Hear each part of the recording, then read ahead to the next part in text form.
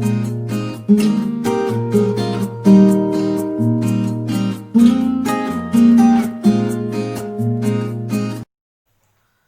Student, आज लेते हैं सबसे इम्पोर्टेंट टॉपिक का नाम है the age of revolution 1830 to 1848। तो एक्चुअली हमने इसके पहले एक टॉपिक लिया था जिसमें हमने आपको समझाया था कि कंजर्वेटिव जो रिजम है वो शुरू हो गया था, और नेपोलियन बोनापार्ट मरने के बाद पूरे यूरोप में, यूरोपियन कंटिनेंट में पूरे जगह पर एक ही बात चली, और वो बात ये थी कि सबसे ज़्यादा इम्पोर्टेंट ये बात उस पीरियड में हो गई कि राजा को हटाकर वहाँ पर डेमोक्रेसी इस्टेब्लिश करनी है। क्योंकि वहाँ पर क्या हुआ था कि जो कंजर्वेटिज्म जो वहाँ पर ज़्यादा चल रहा था, उन कंजर्वेटिज्म इन लोगों ने उस पीरियड में क्या किया कि पूरे देश पर उनको ये लगता था कि मोनार्की होनी चाहिए, चर्चेस का ही अधिकार होना चाहिए। लेकिन ऐसे बहुत से लोग थे जिनको ये बात बिल्कुल पसंद नहीं थी। तो उसमें थे खास करके लिबरल और नेशनलिस्ट लोग, इनको बिल्कुल मोनार्की पसंद नहीं थी। इस वजह से उनके बहुत से एरिया में वहां पर रिवॉल्यूशन होना शुरू हो गए, रिबल्स होना शुरू हो गए।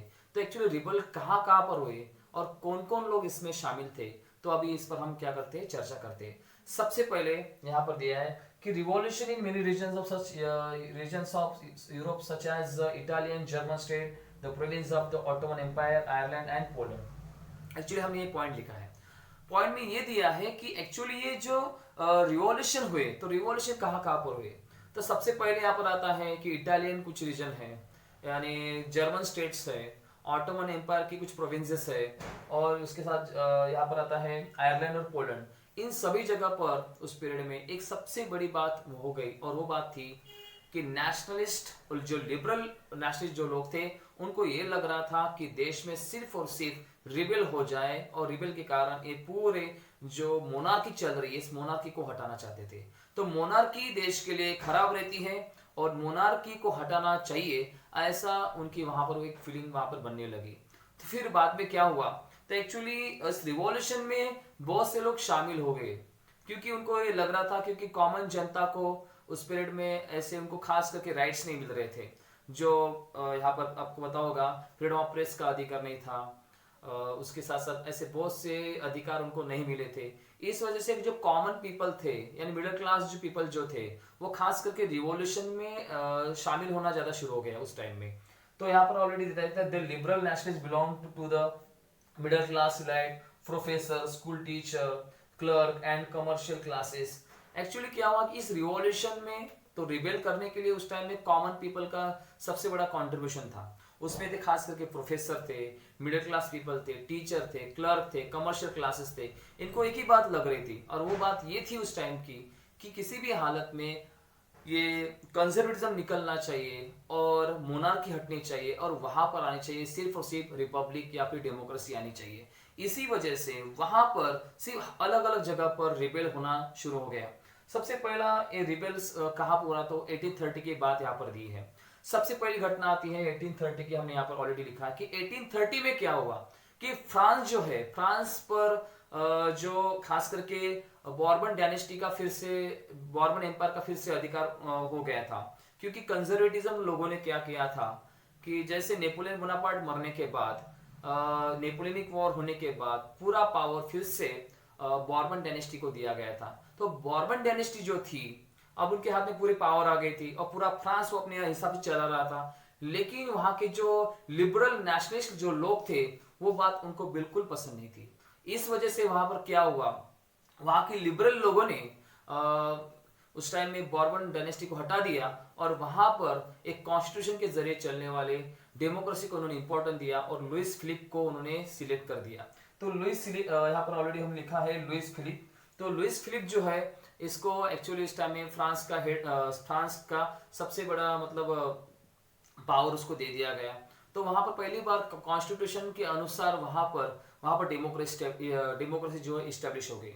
तो एक्चुअली ये वहां पर हुई सबसे इंपॉर्टेंट घटना थी। तो मतलब 1830 की जो घटना थी, उसमें सबसे इंपॉर्टेंट घटना थी कि फिर से बॉर्बन डायनेस्टी चली गई, और वहां पर लुइस फिलिप वहां पर जीत कर आ गया।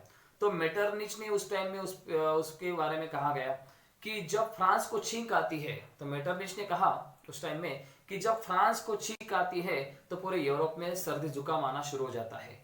तो ये कहा, वो ये बात उसने इसलिए कहा था क्योंकि इसके पहले भी जो फ्रांस का जो रिवॉल्यूशन हुआ था, फ्रेंच रिवॉल्यूशन हुआ था, वो भी फ्रांस में हुआ था और उसके बाद बाकी बहुत से देश में उसकी कॉपी की गई। तो इसी वजह से और फिर से जो वहां पर क्या हुआ कि जो खास करके बॉर्बन डायनेस्टी का अधिकार गया, फिर से वहां पर डेमोक्रेसी स्टैब्लिश हो गई। इस वजह से उसने डायरेक्टली, मेटरनिच ने डायरेक्टली बोला कि जब फ्रांस को छींक आती है तो पूरे यूरोप को सर्दी जुकाम आना शुरू हो जाता है। तो ये बात वहां पर करने के बाद क्या हुआ कि बेल्जियम जो था, बेल्जियम ने भी खुद को यूके ऑफ नेदरलैंड जो था, यूनाइटेड किंगडम्स ऑफ नेदरलैंड जो था, उससे वो अलग हो गया। क्योंकि ये सब कुछ इसलिए हुआ कि सबको अपना ये लग रहा था कि खास करके लिबरल और नेशनलिस्ट लोग ये मानते थे कि अपना देश सेपरेट बनाना चाहिए, एक इंडिपेंडेंट देश बनाना चाहिए, वहां पर रिपब्लिक होना चाहिए, ऐसी भावना उनके मन में जागरूक होने लगी थी। ये इस पॉइंट में यहाँ पे आता है। हेलो स्टूडेंट, अभी हम लेते हैं सबसे इंपॉर्टेंट टॉपिक। टॉपिक का नाम है ग्रीस इंडिपेंडेंस 1832।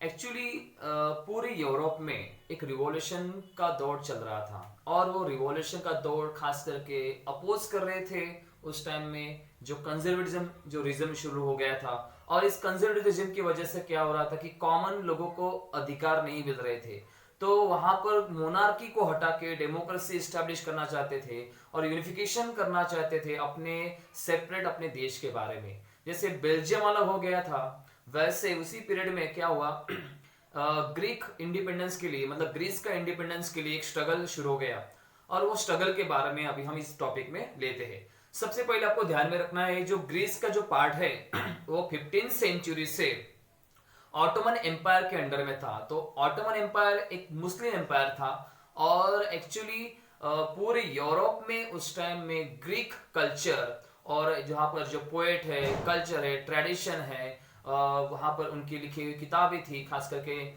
उनकी जो पोएम है, ये सब कुछ पूरे यूरोप पर उसका खास करके पूरा इम्पैक्ट था ग्रीक कल्चर का।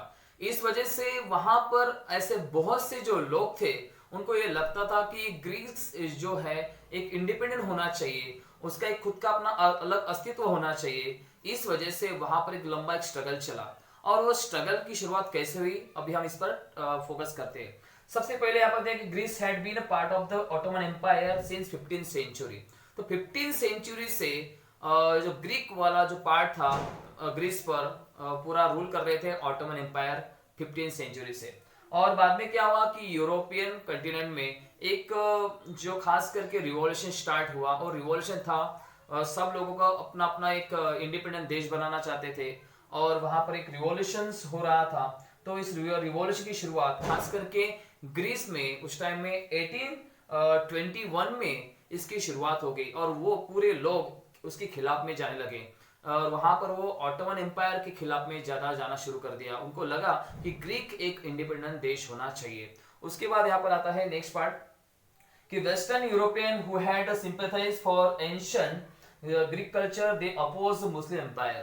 तो वेस्टर्न जो यूरोप था उस पूरे वेस्टर्न यूरोप पर उस टाइम में ग्रीक कल्चर का पूरा इम्पैक्ट था। उनकी कल्चर, ट्रेडिशन, उनकी पोएट, वहां पर हर चीजों के ऊपर कल्चर का ऊपर बहुत ज्यादा इम्पैक्ट हो गया था यूरोपियन कंटिनेंट पर। तो इस वजह से क्या हुआ उस टाइम में वहां पर उन लोगों ने, खास करके यूरोपियन लोगों ने उनको बहुत ज्यादा सपोर्ट करना शुरू कर दिया और वो अपोज करते थे उस टाइम में ऑटोमन एम्पायर, क्योंकि वो एक मुस्लिम एम्पायर था और उसके खिलाफ में वो ज्यादा जाना चाहते थे। और इस वजह से क्या हुआ, एक इंग्लिश पोएट था, इसका नाम यहाँ पर दिया है कि लॉर्ड बायरन। उसने क्या किया, उसने अलग अलग जगह से फंड जमा किए और उसको एक ही बात लगती थी कि इसकी युद्ध करने के लिए, मतलब वॉर करने के लिए पैसे की बहुत ज्यादा जरूरत थी।